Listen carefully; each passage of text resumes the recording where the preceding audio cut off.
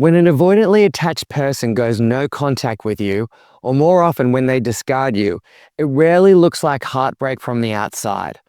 There are no long, teary texts, no dramatic breakdowns, no clarity or closure. Instead, there's silence, distance, and of course, detachment. But beneath there is a nest of complex, buried emotions inside the avoidant that unfolds slowly, sometimes over weeks, sometimes months or even years. This is what actually happens inside the mind of the avoidant during no contact. Avoidant attachment isn't just fear of intimacy. It's a learned survival strategy that teaches a person to shut down emotionally in the face of closeness. And when a relationship ends, especially if that person was asked for more vulnerability or consistency, they don't process it like a securely attached partner might. Today, I'll walk you through what goes inside the avoidant's emotional world during no contact, from the moment they leave to the moment they may or may not reach out again. Remember, this is not to help you to get them back. This is to help you get clarity and get yourself back. The first thing the avoidant feels is relief. The avoidant system is wired for distance. Emotional connection, like daily check-ins, you're asking them for reassurance or conversations about needs. It feels too much. So when they cut contact, it's not because they don't care, it's because they've actually deactivated their attachment system. They've shut it down, buried their emotions, blocked their feelings. This isn't healing, it's avoidance. They stay busy, distracted. They distract themselves with work, with hobbies, or sometimes even a new relationship. Not to move on, but to numb out.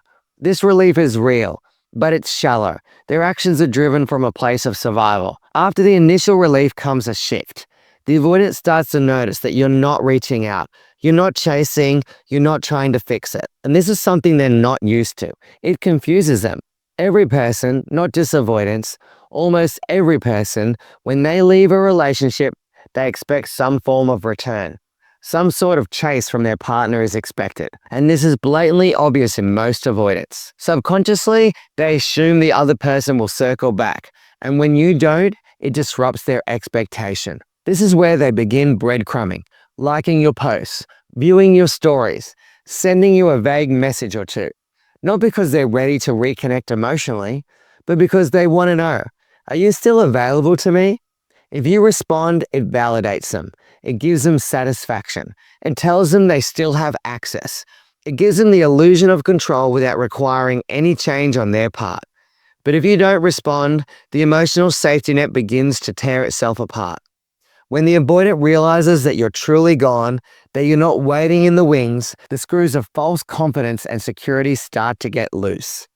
Now that there's no pressure, no demands, and no need to perform emotional availability, their original feelings for you begin to resurface.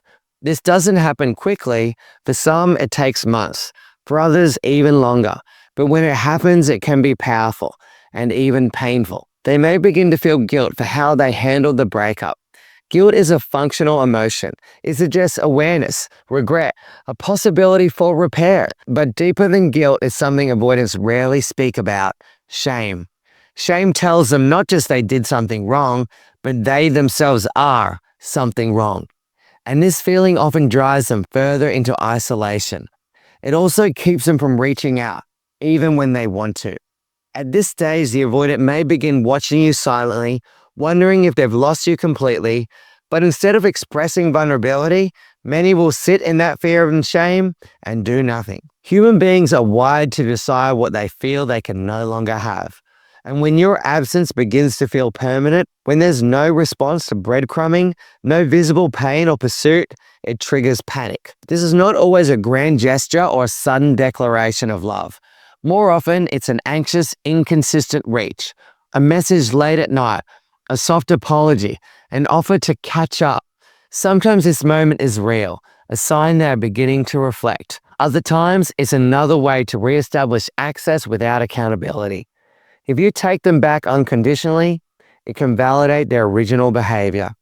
It reinforces the belief that they can emotionally disengage, return later to your life, and face no consequences. They can just pick up where they left off.